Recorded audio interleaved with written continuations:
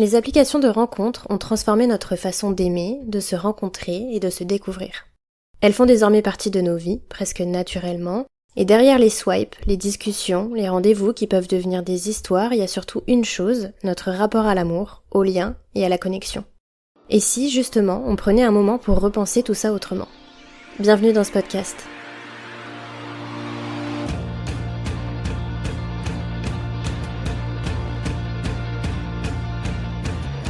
Amoureusement vôtre, épisode 30, derrière les applis de rencontre, ce qu'on cherche vraiment.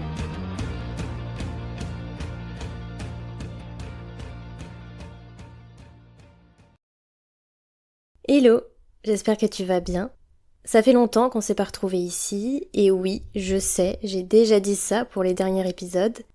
La vérité, c'est que ce podcast demande beaucoup de temps, de la réflexion et aussi de l'envie. J'ai à cœur de pas sortir un épisode juste pour sortir un épisode.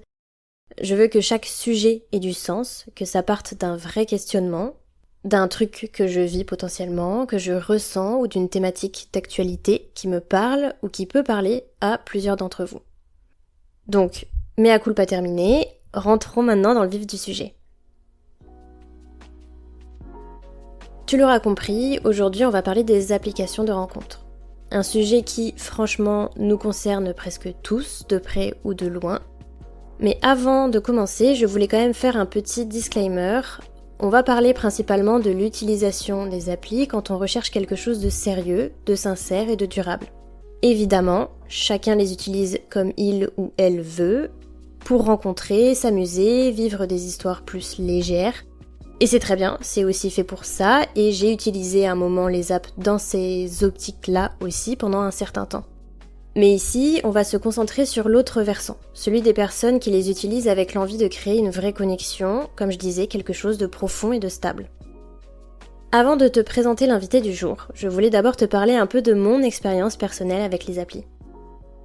J'ai découvert le monde des apps de rencontres après ma première grosse vraie rupture, il y a 8 ans à peu près, et j'ai continué à les utiliser entre mes différentes relations quand j'étais célibataire. Depuis le début, j'ai une utilisation de ces applications qui est, je pense, assez commune, celle du yo-yo. C'est-à-dire que je télécharge pleine d'espoir, d'envie, d'excitation, je swipe, je discute, parfois je rencontre, je revois la personne plusieurs fois pendant un certain temps, et puis ça s'arrête, que ce soit avant ou après avoir rencontré la personne d'ailleurs. Parce qu'au final, pas vraiment de match ou de feeling, pas d'adéquation sur ce qu'on veut, etc. Du coup, ça amène de la déception, un peu de lassitude, je désinstalle, je prends du recul, je me dis que c'est pas fait pour moi, et puis quelques mois plus tard, je me reconnecte. Nouvel espoir, nouvelle conversation, et souvent le même schéma qui se répète. Ce cercle vicieux, entre guillemets, je crois qu'on est nombreux et nombreuses à le connaître, et en vrai, même encore maintenant, je vais pas mentir, je suis encore dedans. À force de faire ce va-et-vient, je me suis posé une vraie question. On est beaucoup à utiliser ces applis à la recherche de l'amour, parfois depuis des années, mais j'ai l'impression au final qu'on est peu à y trouver réellement notre compte. Pourquoi ? Qu'est-ce qui ne nous correspond pas vraiment ? Et surtout, de quoi a-t-on besoin au fond quand on se connecte sur une appli de rencontre ? Pour explorer tout ça, j'ai discuté avec mon amie Clara, que tu connais peut-être déjà si tu écoutes ce podcast depuis un certain temps. Clara vient de lancer Mado, une application de rencontre pensée pour les personnes qui recherchent une vraie connexion, une relation durable, et qui propose un accompagnement avec des thérapeutes partenaires comme des psychologues, des sexologues, etc. En fait, c'est une appli qui accompagne vraiment dans la recherche de l'amour et dans la construction de quelque chose d'authentique et durable. Pour la suite de cet épisode, tu vas donc entendre un mélange entre notre discussion avec Clara autour de ce que les applis ont changé dans notre rapport à l'amour, et aussi mes réflexions personnelles sur ce que moi j'ai pu en tirer. J'espère sincèrement que ça te plaira, que ça t'apportera matière à réfléchir ou simplement le sentiment que tu n'es pas seule à te poser toutes ces questions. Et maintenant, du coup, je vais laisser Clara t'expliquer un peu plus en détail en quoi consiste Mado. Alors, Mado, c'est assez simple, hein. L'objectif, c'est vraiment de réussir à créer des relations saines, durables et authentiques. Donc, on a mis en place un certain nombre de choses sur l'application pour permettre de créer un espace bienveillant pour tous ces gens bien qui cherchent une relation sérieuse et qui ont du mal à rencontrer des personnes dans la vraie vie. Pourquoi t'as eu envie de lancer cette appli et d'où ça vient cette idée en fait? Alors en fait, pour raconter rapidement ma vie perso, moi j'ai eu la chance de rencontrer la personne avec qui je partage ma vie très jeune, donc j'avais 19 ans. Et c'est vrai que du coup, j'ai pas eu trop l'occasion d'utiliser les applications de rencontres, en tout cas pas très longtemps. J'ai eu la chance de le rencontrer dans ma vie de tous les jours, puisque à cet âge-là, on sort beaucoup, on a plein d'opportunités finalement dans les études, les potes de potes, voilà, ce qui était justement le cas de mon compagnon. Et c'est vrai qu'en grandissant, je me suis rendu compte que les gens autour de moi, peu importe l'âge, mais en tout cas, on va dire arrivé autour de la trentaine et j'ai envie de dire après c'est encore plus compliqué, tous ces gens-là avaient du mal à trouver des opportunités dans leur vie de tous les jours, dans leur quotidien. Soit ils osent pas aller aborder quelqu'un dans la vie de tous les jours, soit ils ont tout simplement pas d'opportunités voilà, dans leur vie professionnelle ou personnelle. Et j'ai vu aussi toutes ces personnes-là commencer à être vraiment frustrées. Je me sens pas du tout visée. C'est vrai que voilà, pour les auditeurs, Nayeli fait partie des personnes qui m'ont beaucoup inspiré quand même Mado. Et c'est vrai que voilà, j'ai eu envie finalement de créer un espace pour tous ces gens là, comme je disais tout à l'heure, tous ces gens bien qui cherchent quelque chose de vrai. Et donc c'est ce que j'essaye de faire avec Mado. Déjà, tout simplement, on a commencé par quelque chose qui paraît assez évident, mais qui aujourd'hui n'existe pas, c'est une vérification d'identité obligatoire dès l'inscription sur l'application. La deuxième chose, c'est le côté, on va dire, personnalisation et sortir de ce côté on swipe à l'infini. Donc moi, j'avais vraiment envie de me dire comment je peux faire pour proposer un nombre de profils limité et que ce soit pertinent. Parce que effectivement, il y a d'autres applis qui l'ont testé de faire ça, mais c'est vrai que quand on part d'aucune base, avoir 1 ou 2 profils par jour, ça peut être hyper frustrant aussi. Ouais, sauf si t'as vraiment l'assurance que c'est des profils qui vont te correspondre vraiment et que c'est pas en fait pendant 1 mois tu vas avoir que des profils mais avec qui tu vas jamais matcher parce qu'il y a rien à voir quoi. Oui voilà, c'est ça. Donc je me suis dit comment je peux faire pour que ces profils-là qu'on propose soient pertinents. Donc on a développé notre propre algorithme de compatibilité. Alors bien sûr, je suis partisane de l'amour n'est pas une science, mais on va dire qu'il y a des cases qui peuvent être cochées et qui facilitent, on va dire, la construction d'une relation derrière. Donc nous, ce qu'on a essayé de faire, c'est de trouver un juste milieu entre similarité et complémentarité. Donc on est sur un petit peu toutes les thématiques qui touchent de près ou de loin à la relation. Donc ça peut être les habitudes de vie, les projets de vie, les valeurs, la sexualité, l'intimité. Et donc voilà, on est sur de la similarité sur tout ce qui concerne justement les envies, les projets, les valeurs. Et on va plus être sur de la complémentarité sur la partie émotionnelle, personnalité. Je pense que voilà, tu peux en témoigner, quand on est dans une relation, c'est quand même hyper riche de pas se ressembler à 100% aussi quoi. Oui, en fait c'est un équilibre à trouver quoi. Tu peux pas, je suis pas trop fan des les opposés s'attirent et qui se ressemblent s'assemblent. Pour moi, il doit y avoir une part d'opposition et une part de ressemblance quoi. Oui voilà, c'est ça. Donc le but c'était vraiment d'essayer de trouver cet équilibre. Donc c'est un questionnaire qui est quand même assez poussé. Il y a d'autres applis qui proposent aujourd'hui des questionnaires, mais on tourne souvent autour des centres d'intérêt. C'est quand même assez basique. Là on est sur plus de 100 questions. Qui sont quand même assez rapides et parce que le but c'est de répondre instinctivement. Et c'est ça qui nous permet ensuite de proposer des profils avec le taux de compatibilité affiché. Et l'objectif c'est, alors bien évidemment le physique c'est important dans une relation. Faut qu'il y ait une attirance physique, mais je pense que le fait quand même d'avoir ce taux de compatibilité affiché, ça pousse les gens à se dire peut-être que cette personne-là, je me serais pas retournée dessus dans la rue ou sur une autre application de rencontre pour pas en citer, je vais swiper à gauche et puis regarder uniquement les photos. Là je vais me dire j'ai 75% de compatibilité avec cette personne, ça vaut peut-être le coup de creuser un peu. Donc voilà, c'était un peu l'objectif de cet algorithme. Et la dernière partie, c'est que on a une partie plus accompagnement. Où là finalement j'ai voulu un peu mixer application de développement personnel et application de rencontre. Parce que je me suis dit, en fait, dans la recherche de l'amour, on est souvent assez seul. Bon, bien évidemment, on a aussi nos amis, notre entourage, mais qui n'est pas toujours de bons conseils. Et qui comprend pas forcément d'ailleurs ce qu'on traverse. Hein. Enfin, tu vois, typiquement, t'as beau avoir des proches, famille ou amis qui sont hyper bienveillants avec toi, etc. Si eux ne vivent pas la même chose, des fois, j'ai déjà eu moi des remarques en mode c'est pas possible d'être, soit t'es trop compliqué, ou soit tu peux pas être aussi mal, tu peux pas aussi mal le vivre. Ta recherche de l'amour, quand t'es pas dans la même configuration, tu comprends pas, quoi. Ouais, c'est clair. Donc c'est vrai que ce sentiment de solitude, je l'ai pas mal observé autour de moi et je me suis dit, il faut qu'on propose quand même un accompagnement aussi à ce niveau-là, donc d'où l'association aussi avec des thérapeutes. Et donc, ils proposent en fait du contenu audio exclusif pour Mado, comme des podcasts en fait, sur des thématiques autour de l'amour pour accompagner tout au long du processus. Donc, ça peut être, même au début, si on n'a pas envie de rencontrer tout de suite quelqu'un, on peut prendre que cette partie coaching et travailler sur sa confiance en soi, sur être à l'aise avec son corps. Je travaille notamment avec une sexologue, donc on a pas mal de sujets autour de ça. Bah, le but, c'est vraiment de donner aux gens des outils, des clés. Après, ils en font ce qu'ils veulent, hein. Mais pour les accompagner à la fois dans leur bien-être personnel, dans la recherche de l'amour et aussi dans la construction de la relation. Donc, gérer les débuts, justement la communication dans le couple, ce genre de choses. Donc voilà, que les gens se sentent un peu plus accompagnés. En fait, Mado a pour objectif de revenir à la base des rencontres. Parce que, quand on y pense, les apps ont quand même complètement transformé le paysage amoureux. Avant, on rencontrait quelqu'un à une soirée, au travail, dans un cercle d'amis, parfois même par hasard. Aujourd'hui, une grande partie des histoires commencent derrière un écran. Ce sont des nouvelles façons d'entrer en contact, de se découvrir. Mais cette abondance d'opportunités nous pousse parfois à nous perdre un peu, à nous éparpiller. Les apps ont apporté de la liberté, de la facilité, mais aussi une nouvelle forme de complexité.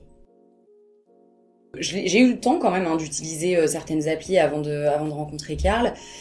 Et moi, c'est vrai que tout de suite, j'ai ressenti une forme de frustration où je me suis dit, je swipe, mais je sais pas trop où je vais. En fait, alors qu'à l'époque, je cherchais déjà quelque chose de sérieux. Moi, je pense que je suis née, je voulais déjà me marier. Donc vraiment, j'étais pas le genre de personne qui avait envie d'avoir plein de relations différentes et tout. Je voulais vraiment rencontrer l'amour de ma vie hyper jeune.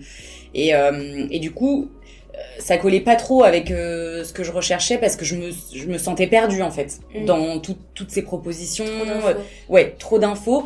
Et en même temps, génial aussi parce que quand j'ai déménagé par exemple pour mes études, je suis arrivée dans une ville, je connaissais personne et là à portée de main on a l'impression d'avoir le monde entier quoi. Donc il y a un côté qui est quand même hyper excitant et de se dire mais en fait c'est des gens, je les aurais peut-être jamais croisés dans ma vie de tous les jours. Donc j'avais quand même ce truc là de me dire le principe peut être vraiment génial. Ah bah, de base, ça te permet de rencontrer des gens. Enfin, y a rien de négatif.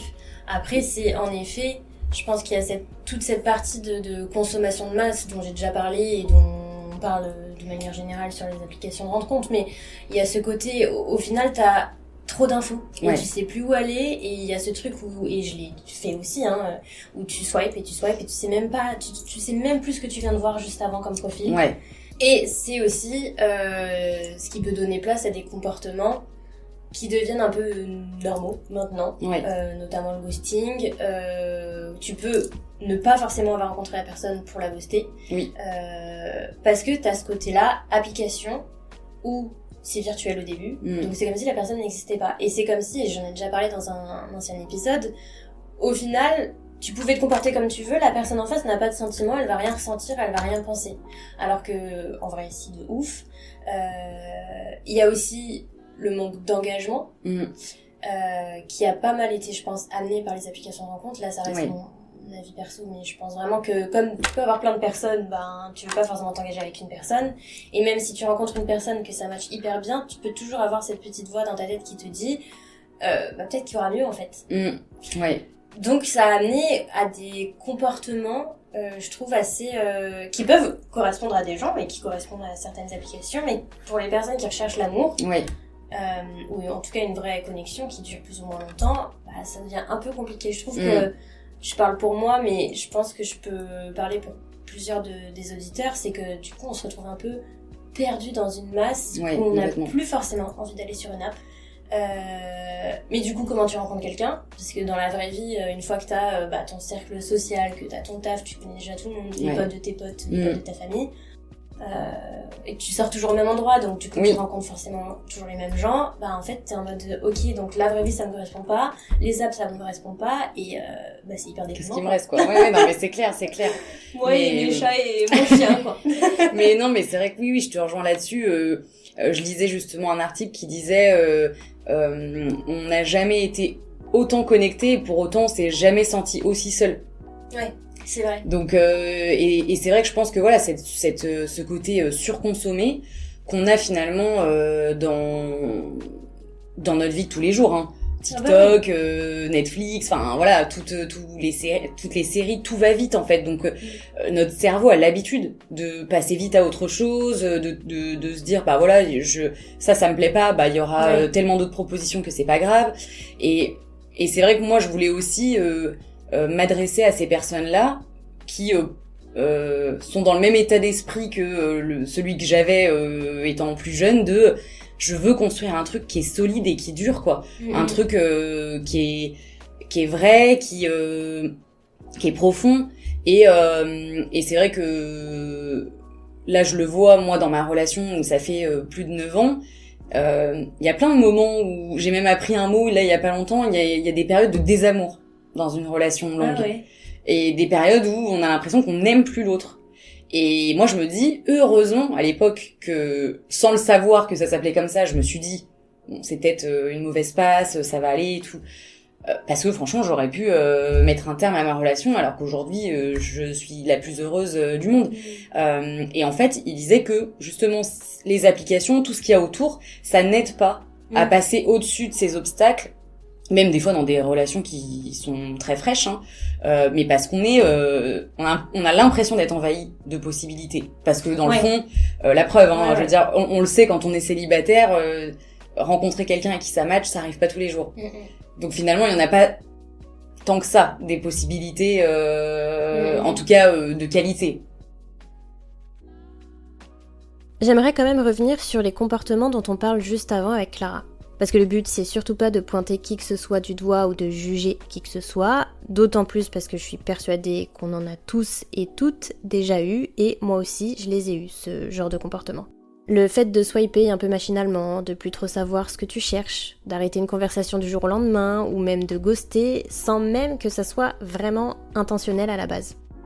Alors oui, c'est pas des super belles choses à dire, mais c'est la réalité parce que c'est devenu la normalité. On est nombreux à avoir intégré ces nouveaux codes, même malgré nous. Au final, c'est un peu un rapport paradoxal qu'on entretient avec les applis, entre promesses d'ouverture et perte de sens, entre envie de rencontrer et la fatigue du swipe. Et c'est là, je pense, que le questionnement il devient intéressant. Est-ce que, jusqu'à maintenant, les applications de rencontres nous rapprochent vraiment, ou est-ce qu'elles nous donnent juste l'illusion en fait de possibilités infinies?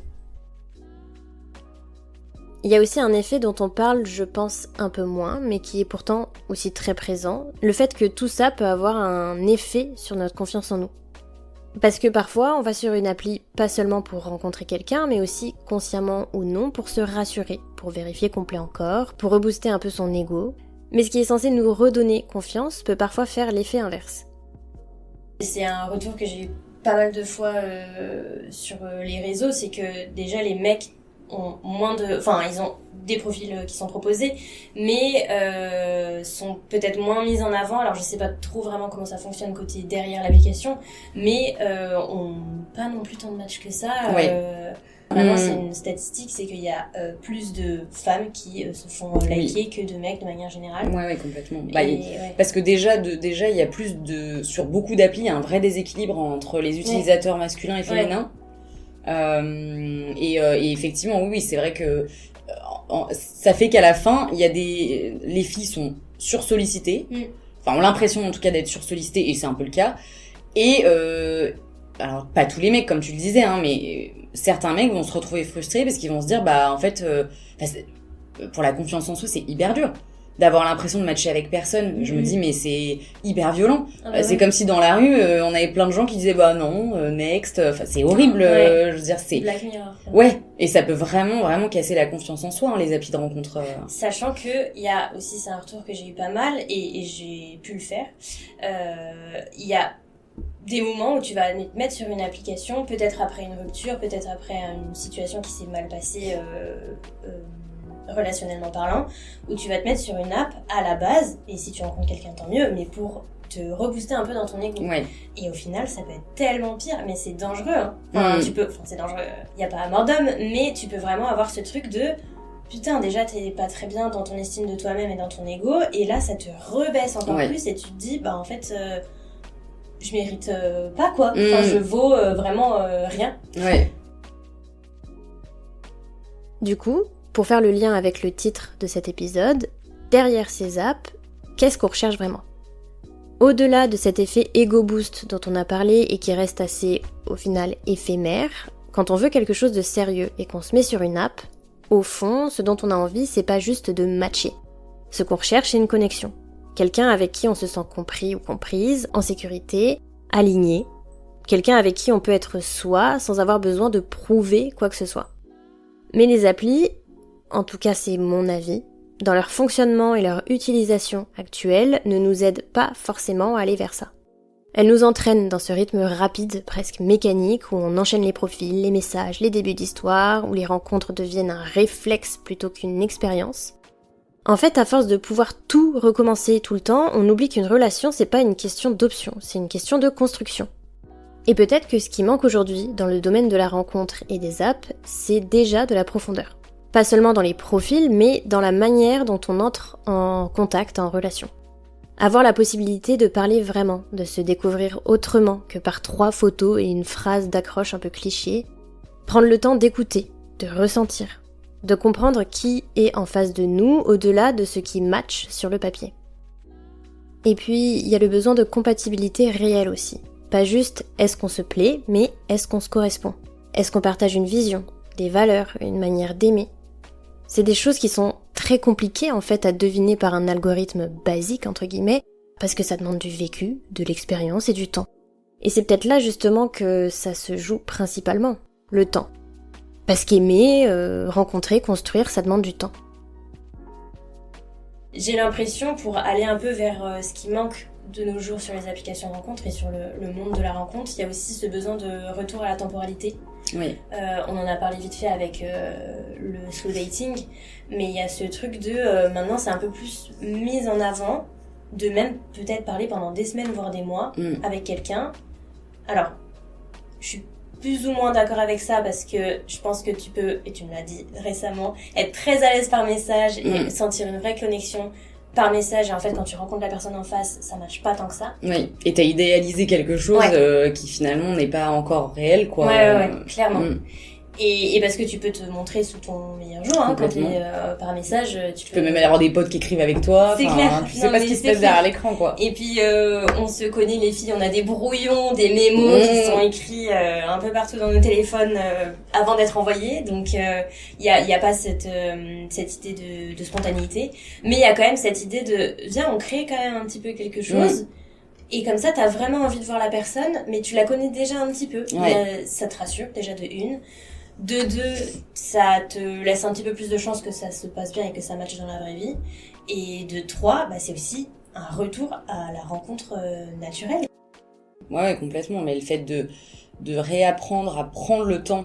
Et je pense que ce qui empêche ça, on va dire, dans les applis de rencontre, c'est justement aussi ce côté swipe infini, quoi. C'est que du coup, ça te pousse pas à prendre le temps, au contraire.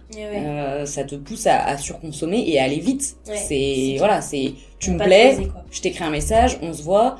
Alors comme tu disais, il faut trouver un juste milieu. Puis si on a envie de voir si on accroche au bout de 2 jours et qu'on se dit let's go, on fait un date, mais carrément, autant ne pas perdre son temps et voir tout de suite si on se plaît en vrai. Mais après, pour moi, le fait de prendre son temps, ça veut pas forcément dire aussi prendre le temps de faire un premier date. Ça veut dire prendre le temps de manière générale pour construire quelque chose, prendre le temps de voir si vraiment la personne c'est mort ou est-ce que ça vaut le coup d'approfondir. Pour aller vers la finalité de cet épisode, je crois qu'on est en train de vivre une révolution de la rencontre, une forme de retour à l'essentiel. J'ai l'impression qu'on est nombreux et nombreuses à ressentir une sorte de fatigue de cette course au match parfait, de ces échanges qui s'enchaînent sans réelle connexion. C'est bon, on a testé, expérimenté, espéré, été déçu, et maintenant on a juste envie d'autre chose. Et c'est ça, cette révolution dont j'avais envie de parler vraiment. Le fait qu'on commence à se reconnecter à notre manière d'aimer, à notre manière d'être en lien les uns avec les autres, qu'on recherche plus seulement à rencontrer quelqu'un, mais aussi à mieux se comprendre soi-même et à mieux se respecter. C'est une nouvelle étape, presque une maturation collective. On prend conscience que la rencontre, c'est pas un marché où on compare des profils, mais un espace où deux personnes apprennent à se découvrir, à s'écouter et à se choisir vraiment. Et ça, c'est tout un changement de posture. On consomme plus la rencontre en fait, on l'habite. J'aurais pas créé Mado si j'étais pas d'accord avec toi là-dessus. Donc moi aussi, je pense qu'il y a un vrai besoin de retour aux sources, de revenir à quelque chose de plus authentique, de plus sain, de plus simple et de plus vrai. Voilà. Et effectivement, on le sent que la plupart des applis commencent à changer un petit peu, à réorienter un peu leur discours pour être plus alignés avec ça. Donc c'est qu'il y a un vrai changement de mentalité et un vrai ras-le-bol général, je pense, de ce qui fonctionnait jusqu'à présent, quoi. Je l'avais noté et je pense que c'est vraiment ça, enfin c'est comme ça que je l'ai ressenti, c'est qu'on est passé du sympa, mais au final frustrant, au comment vraiment chercher quelque chose, comment vraiment trouver, enfin chercher et rencontrer l'amour, quoi. Ouais. Donc on est vraiment sur quelque chose de plus sérieux. Après, encore une fois, je pense qu'il y a tellement de diversité parmi les gens, qu'il y a de diversité parmi les apps. Il y en a qui font très bien si tu veux rechercher un plan d'un soir, si tu veux pas forcément t'engager, si tu veux... Enfin, il y en a qui font très bien ça. Mais je trouve que ça manque, en effet, de quelque chose où c'est pas caché, où c'est vraiment assumé que tu recherches l'amour, que c'est dans un cheminement aussi personnel. Ça... Moi, ça me manquait, alors je connais pas toutes les apps, loin de là, mais j'ai l'impression, et vu les retours de mes abonnés et de mes auditeurs, que c'est quelque chose qui manque vraiment, vraiment dans cet univers-là des rencontres, quoi. Oui, je pense qu'il y a un besoin, comme tu dis, d'avoir cet espace qui réunit, en tout cas, toutes ces personnes-là. Parce que jusqu'à présent, c'était soit très élitiste volontairement, soit très niche, soit très global. Mais c'est vrai que le fait de réunir sur le simple fait de chercher l'amour, finalement, ça paraît évident, mais c'est pas ce qui était fait jusqu'à maintenant, quoi.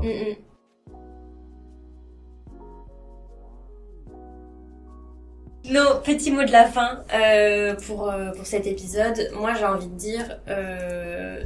ne perdez pas espoir, ça paraît très très con, mais je pense que ça peut vraiment faire écho quand t'es dans une recherche de quelque chose de beau, qui peut devenir sérieux. Personne n'est seul là-dedans, et peu importe au final ce que tu recherches, il y aura forcément quelque chose, enfin un biais pour que tu le trouves, des personnes avec qui tu peux le trouver, mais dans tous les cas, je pense que la rencontre n'est pas morte, ça paraît un peu défaitiste. Mais on peut facilement se retrouver un peu perdu dans ce tourbillon-là de la recherche, entre guillemets, de l'amour et de la rencontre. Donc, on n'est pas seul. Ça fait du bien de se le rappeler. Les choses bougent, je trouve, pas mal et dans le bon sens. Et juste à partir du moment où vous êtes en accord avec vous-même, ça ira dans ce sens-là, quoi. Écoute... Je te rejoins complètement. J'allais dire ne perdez pas confiance, donc ça rejoint exactement ce que tu disais. Je sais que par moments c'est difficile de continuer d'y croire quand on a été déçu, quand on a été blessé.